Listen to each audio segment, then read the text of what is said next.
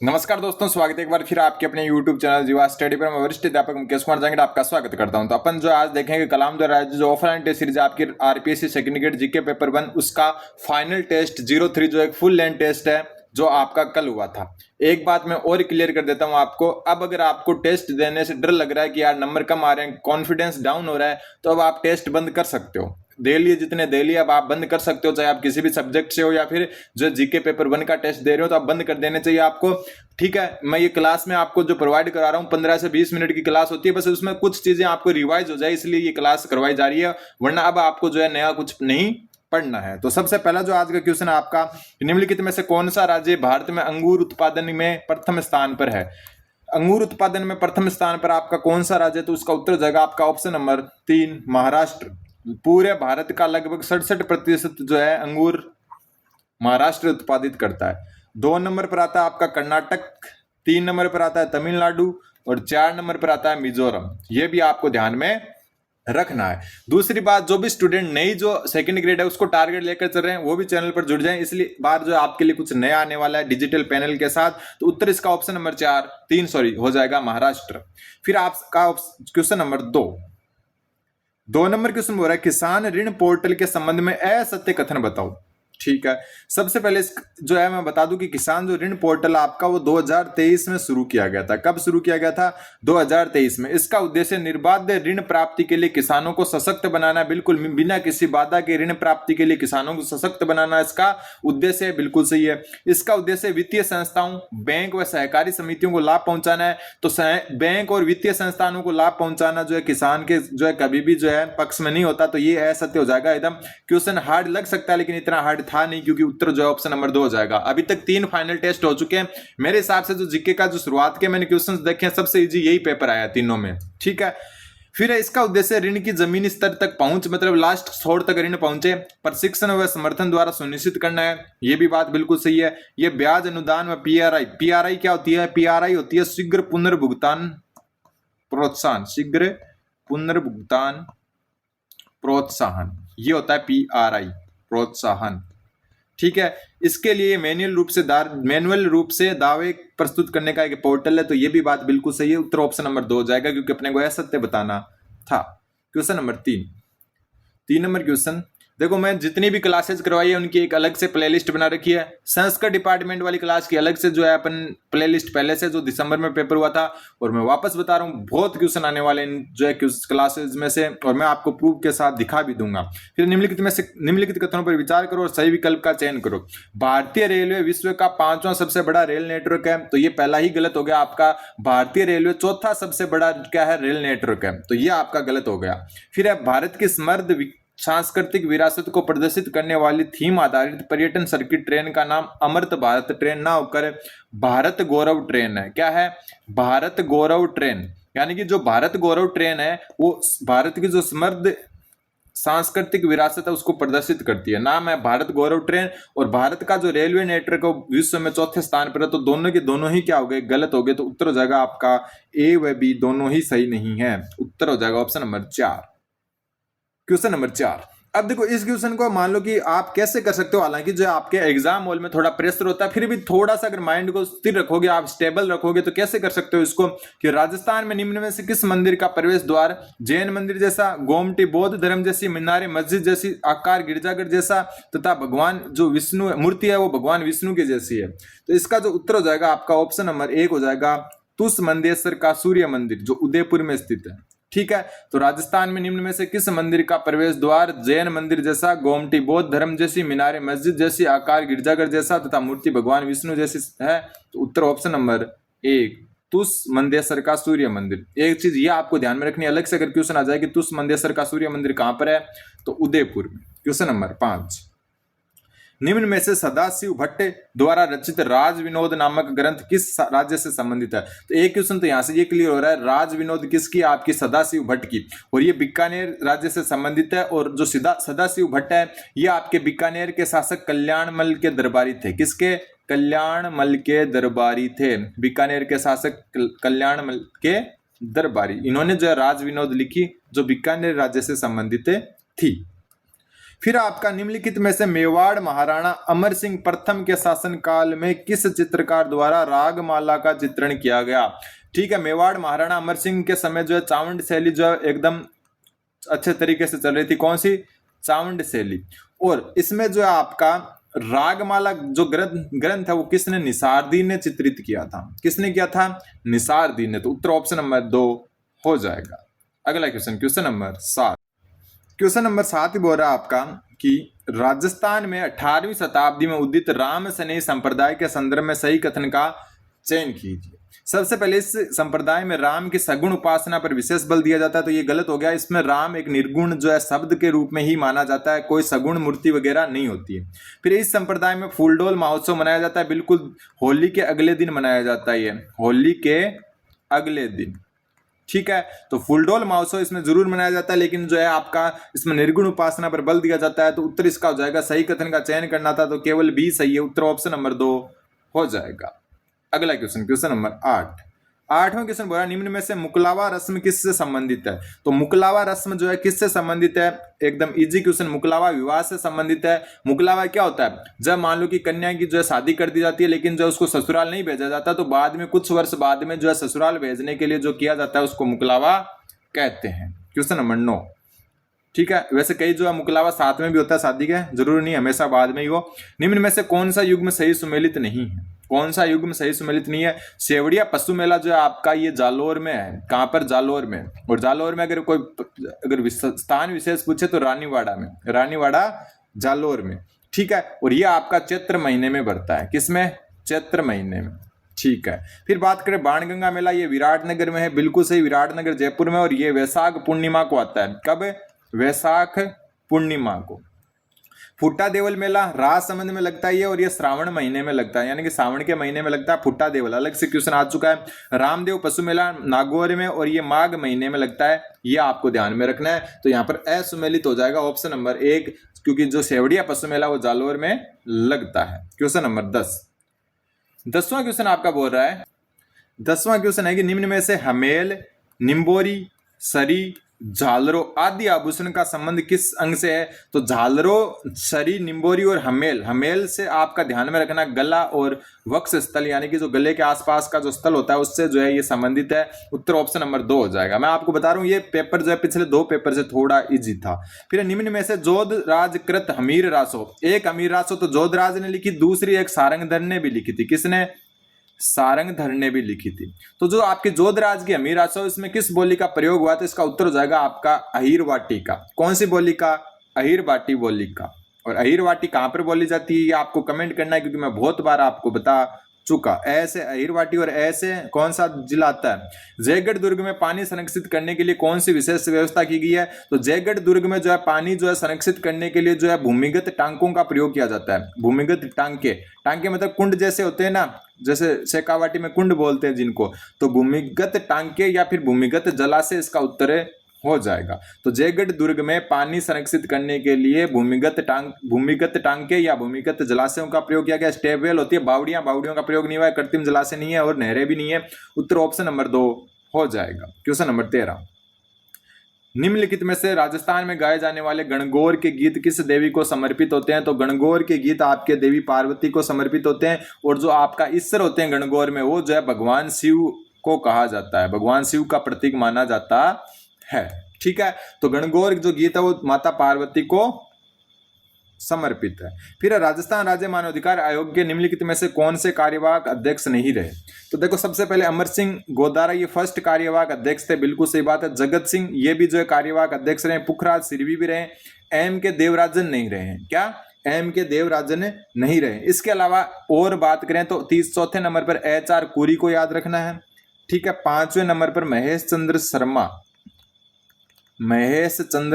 शर्मा और 6ठे नंबर पर आपको ध्यान में रखना रामचंद्र सिंह झाला। ये आज तक कार्यवाहक अध्यक्ष रहे हैं राज्य मानवाधिकार आयोग के। तो 6 हो गए टोटल, ये आपको ध्यान में रखना है। तो ऑप्शन में से आपके एम के देवराजन नहीं रहे हैं। Question number 15। राजस्थान पंचायती राज अधिनियम 1994 में किस वर्ष में संशोधन द्वारा धारा 60A, सबसे पहले ध्यान रख लेना, धारा 60A जोड़कर प्रत्येक पंचायत समिति और जिला परिषद के लिए सतर्कता समिति गठित करने का प्रावधान किया गया।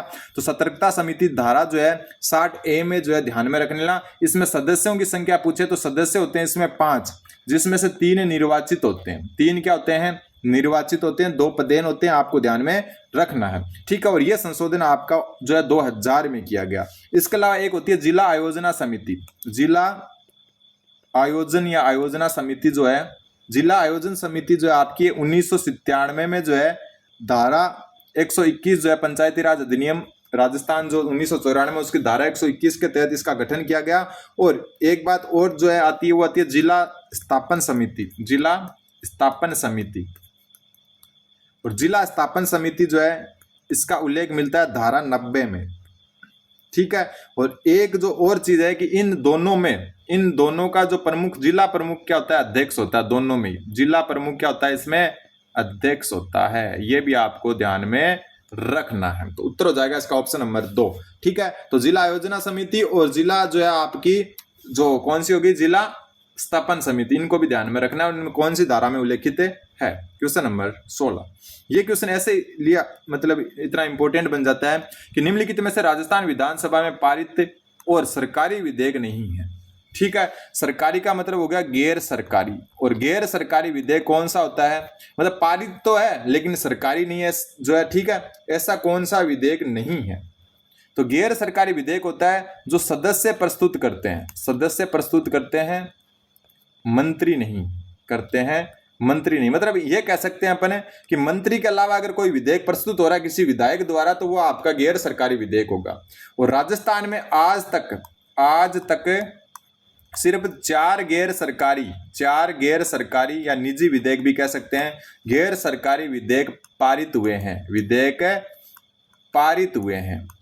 ठीक है। तो यहां पर पूछा है कि ऐसा कौन सा जो है विधेयक है नीचे जो गैर सरकारी नहीं है और पारित भी हुआ है। तो राजस्थान लीगल जो है प्रैक्टिशनर विधेयक, तो ये आपका जो है आपका गैर सरकारी है। फिर राजस्थान जो है प्रिजर्वेशन ऑफ सर्टेन एनिमल्स विधेयक, ये कुछ इंग्लिश वाले शब्द अगर हिंदी में लिख देते हैं ना, पढ़ना बहुत मुश्किल होता है, ठीक है। तो दूसरा भी आपका जो है क्या है? एक गैर सरकारी विधेयक है, ठीक है। फिर है the Rajasthan social education board विधेयक, तो ये भी आपका क्या है? गैर सरकारी विधेयक है। यहाँ पर क्या पूछा है? निम्नलिखित में से राजस्थान विधानसभा में पारित और सरकारी विधेयक नहीं है। तो ये तीनों ही आपके गैर सरकारी विधेयक है। तो यहाँ पर ये क्वेश्चन में थोड़ी सी गड़बड़ है, सरकारी विधेयक नहीं है तो ये सारे ही सरकारी विधेयक नहीं है। एक चौथा जो विधेयक मैंने बताया, आज तक 4 गैर सरकारी विधेयक या निजी विधेयक जो है पास हुए, उसमें चौथा जो आ जाता है आपका Rajasthan animal and bird sacrifice 1973, ये चौथा है, ठीक है। तो इसका उत्तर वैसे 4 हो जाएगा। यहां पर क्वेश्चन थोड़ा अलग तरीके से पूछा गया, सॉरी सरकारी विधेयक नहीं है, ऑप्शन 4 हो जाएगा। मैंने क्वेश्चन गलत, मतलब ये आपका चौथा गैर सरकारी विधेयक है। थोड़ा इस क्वेश्चन को समझने की कोशिश करें, मैं वापस बता देता हूं। देखो, इसने बोला राजस्थान विधानसभा में पारित और सरकारी विधेयक नहीं है, तो सरकारी विधेयक नहीं है, तो इसमें क्वेश्चन को थोड़ा अलग तरीके से पूछ रहे हैं इन्होंने। ऑप्शन नंबर 4 होना था, ठीक है।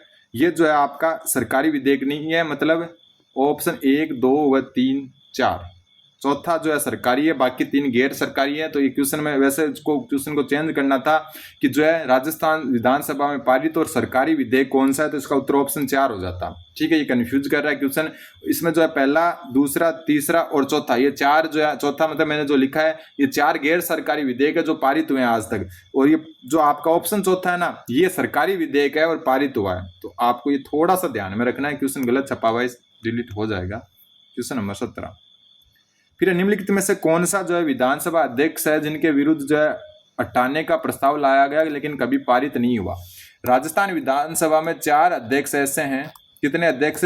4 अध्यक्ष जिनके खिलाफ जो है हटाने का प्रस्ताव लाया गया, ठीक है। सबसे पहले नरोत्तम लाल जोशी, और इनके जो है पहले ये विधानसभा अध्यक्ष थे, इनके खिलाफ 2 बार लाया गया था ये, ठीक है।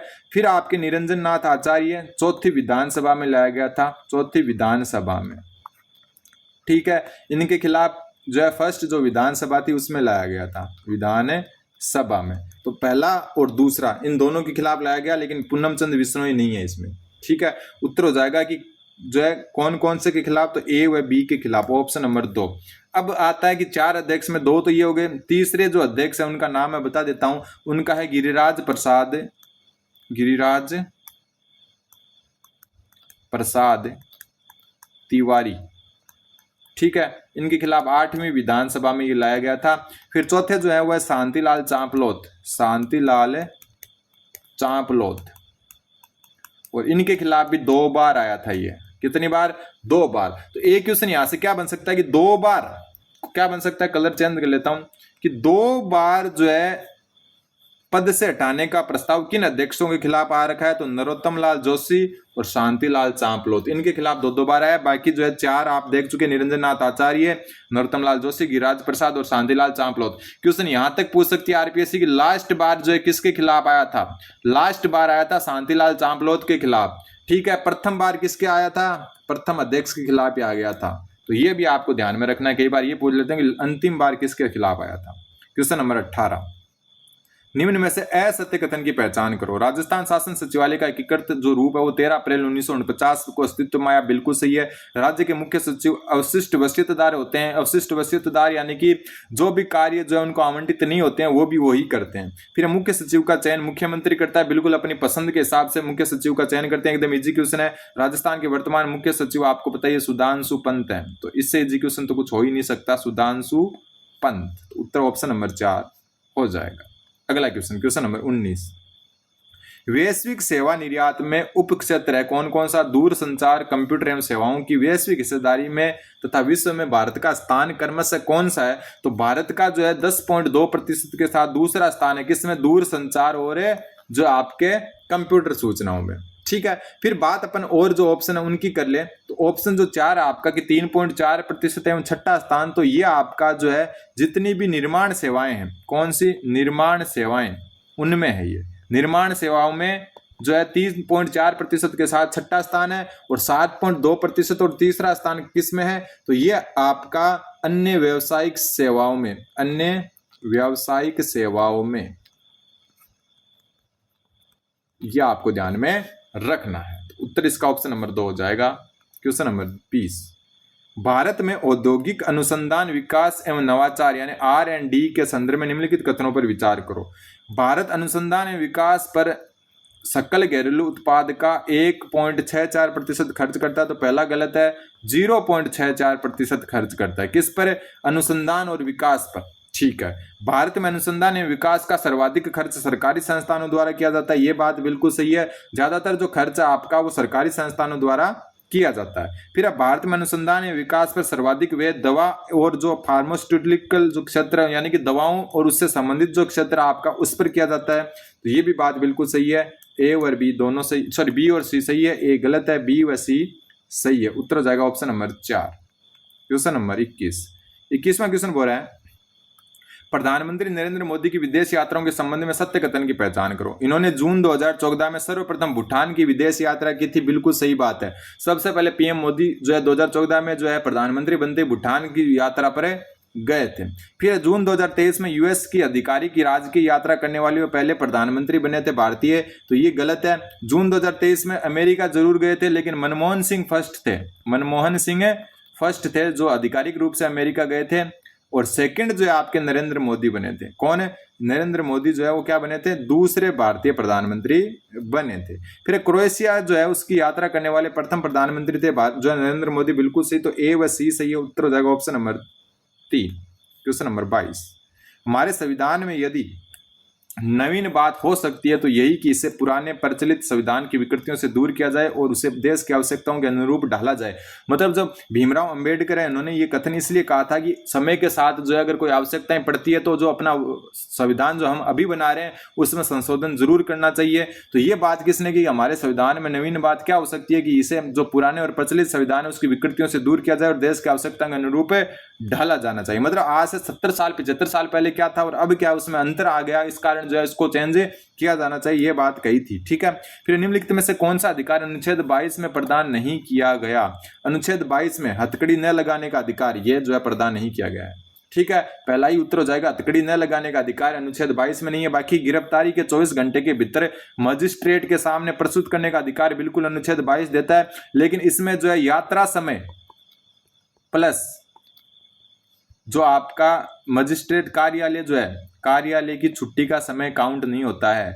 छुट्टी का समय शामिल नहीं है, शामिल नहीं है। मतलब 24 घंटे का मतलब वो है जिसमें यात्रा का समय और कार्यालय छुट्टी का समय शामिल नहीं है। फिर गिरफ्तारी के कारणों को जानने का अधिकार होता है, बिल्कुल।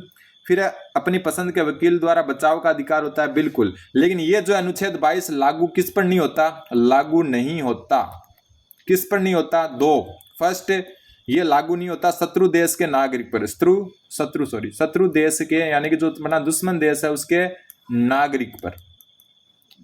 ठीक है, दूसरा किस पर लागू नहीं होता? निवारक निरोध के तहत बंदी पर, निवारक निरोध